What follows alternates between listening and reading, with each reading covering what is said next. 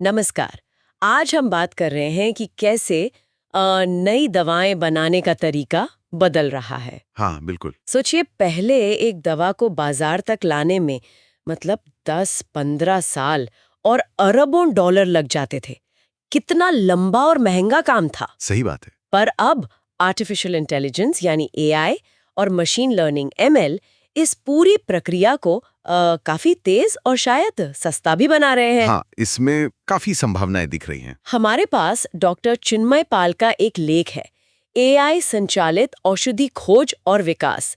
तो आज हम यही समझने की कोशिश करेंगे कि आरडी किट, डीप कैम और ऑटोडॉक वीना जैसे जो पाइथन आधारित उपकरण हैं, वो इसमें कैसे मदद कर रहे हैं। बिल्कुल, ये काफ़ी दिलचस्प विषय है। हाँ, तो चलिए इसे जरा और समझते हैं। जो पारंपरिक तरीका है उसमें तो कई कदम होते हैं। पहले बीमारी के कारण को पहचानना, फिर हजारों कंपाउंड्स को टेस्ट करना। हाँ, स्क्रीनिंग जिसे कहते हैं। हाँ, स्क्रीनिंग, फिर उनमें से कुछ चुनकर उन्हें बेहतर बनाना और फिर वो लंबे क्लिनिकल ट्रायल। एआई कहाँ फिट होता है इसमें, मतलब खासकर शुरुआती दौर में। हाँ, एआई का रोल देखिए खासकर शुरुआती चरणों में बहुत बहुत अहम है।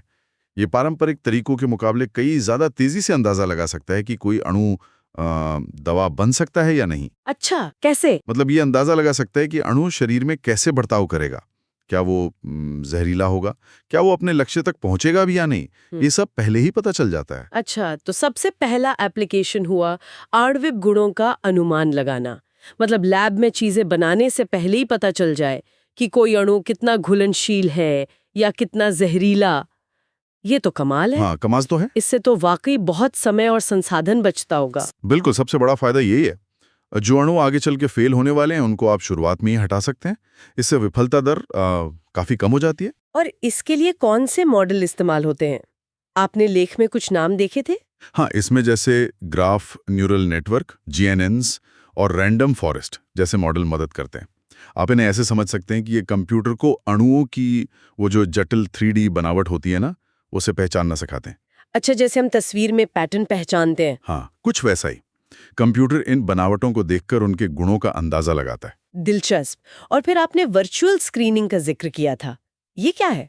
कोई डिजिटल लैब जैसी चीज? हाँ हाँ, कह सकते हैं। इसमें क्या होता है कि ऑटोडैक वीना जैसे सॉफ्टवेयर या फिर मशीन लर्निंग मॉडल का इस्तेमाल करके कंप्यूटर पर ही हजारों लाखों अणुओं को परखा जाता है। परखा जाता है मतलब? मतलब ये देखा जाता है कि वे दवा के लक्ष्य जैसे कि कोई प्रोटीन उससे कितनी अच्छी तरह जुड़ते हैं।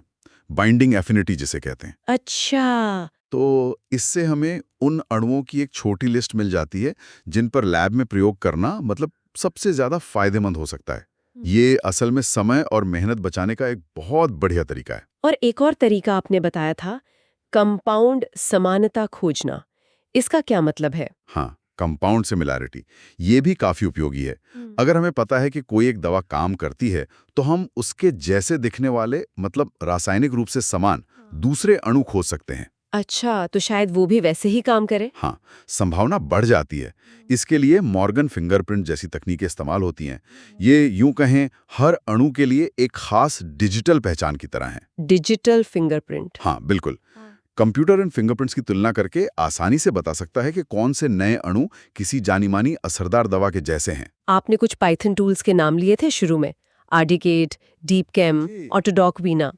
ये क्या करते हैं और क्या ये अलग-अलग काम करते हैं या मिलकर? ये बहुत ही शक्तिशाली ओपन सोर्स उपकरण हैं और अक्सर मिलकर काम करते हैं। देखिए, आरडीकिट अणुओं को डिजिटल रूप में दर्शाने और उनके बारे में बुनियादी गणना करने में मदद करता है। ठीक है। डीप केम जो है वो मशीन लर्निंग, खासकर डीप लर्निंग को केमिस्ट्री की समस्याओं पर लागू करने का एक पूरा फ्रेमवर्क है।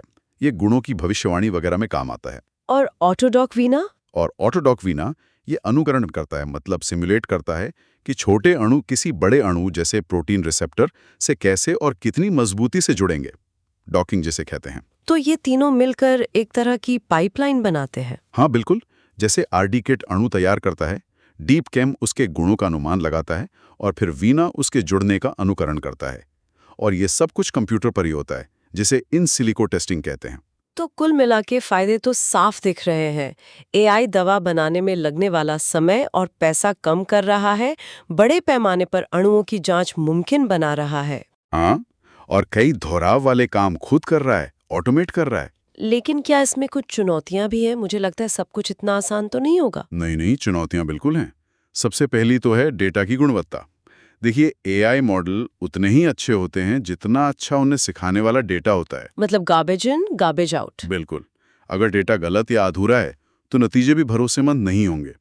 दूसरी बात, ये जो डीप लर्निंग मॉडल होते हैं, ये कभी-कभी ब्लैक बॉक्स की तरह होते हैं। ब्लैक बॉक्स मतलब ये जवाब तो दे देते हैं, पर ये समझाना मुश्किल हो सकता है कि वे उस नतीजे पर पहुंचे कैसे। इंटरप्रेटेबिलिटी की कमी। अच्छा, ये तो एक मुद्दा है। हाँ, और तीसरी चुनौती है कंप्यूटेशनल लागत। इन मॉडल्स को चलाने के लिए काफी शक्तिशाली कंप्यूटर चाहिए होते हैं। और सबसे जरूरी बात, एआई चाहे कितने भी अच्छे अनुमान लगा ले, लैब में उसकी पुष्टि करना, उसे वैलिडेट करना हमेशा जरूरी होता है। तो एआई वैज्ञानिकों की जगह नहीं ले सकता। नहीं, अभी तो बिल्कुल नहीं। एआई एक बहुत ताकतवर सहायक है, एक टूल है, लेकिन अंतिम फैसला और पुष्टि तो वैज्ञानिकों को ही करनी होती है। और क्या असल दुनिया में इसके कुछ उदाहरण हैं जहां एआई ने मदद की हो? हाँ, बिल्कुल। कोविड-19 के दौरान पुरानी दवाओं को नए इस्तेमाल के लिए खोजने में एआई का काफी उपयोग हुआ। ड्रग रीपर्पसिंग जिसे कहते हैं। अच्छा, हाँ, सुना था इसके बारे में। फिर फाइजर और एटमवाइज जैसी बड़ी कंपनियां हैं जो नई दवाओं की शुरुआती खोज मतलब लीड डिस्कवरी के लिए एआई का इस्तेमाल कर रही हैं। और बेनेवलेंट एआई जैसी कंपनियों ने अल्जाइमर जैसी न्यूरोडिजेनरेटिव बीमारियों के लिए एआई की मदद से नए संभावित दवा उम्मीदवार खोजे हैं। तो हाँ, ये सिर्फ थ्योरी नहीं है, असल में हो रहा है। तो संक्षेप में कहें तो केमिस्ट्री की जानकारी मतलब केमिन्फॉर्मेटिक्स, मशीन लर्निंग और अणुओं के कंप्यूटर मॉडल का ये जो मेल है, ये दवा उद्योग का भविष्य बदल रहा है। हाँ, ये तो साफ है। और आर्डिकेट, डीप कैम, ऑटोडॉक वीना जैसे जो उपकरण हैं, वो शोधकर्ताओं को लैब में महंगे प्रयोग करने से पहले ही कंप्यूटर पर अणुओं को डिजाइन और टेस्ट करने की ताकत दे रहे हैं। अगर हम थोड़ी बड़ी तस्वीर देखें तो जैसे जैसे एआई और बेहतर होता जाएगा, स्मार्ट दवा खोज में इसकी भूमिका और भी अहम होती जाएगी। और इससे क्या होगा? इससे शायद हमें नई बीमारियों के इलाज जल्दी मिलेंगे और हो सकता है व्यक्तिगत दवाएं, पर्सनलाइज्ड मेडिसिन बनाना भी ज्यादा आसान हो जाए। ये वाकई सोचने वाली बात है। अगर एआई दवा खोज को इतना तेज कर सकता है, तो भविष्य में जब नई दवाएं इतनी जल्दी बन सकेंगी, तो समाज में किस तरह के बदलाव आ सकते हैं? मतलब नैतिकता के स्तर पर या हमारी स्वास्थ्य व्यवस्था पर क्या असर पड़ेगा? क्या हम इसके लिए तैयार हैं? खैर, इस पर विचार करने के लिए काफी कुछ है। हाँ, ये महत्वपूर्ण सवाल हैं जिन पर सोचना होगा।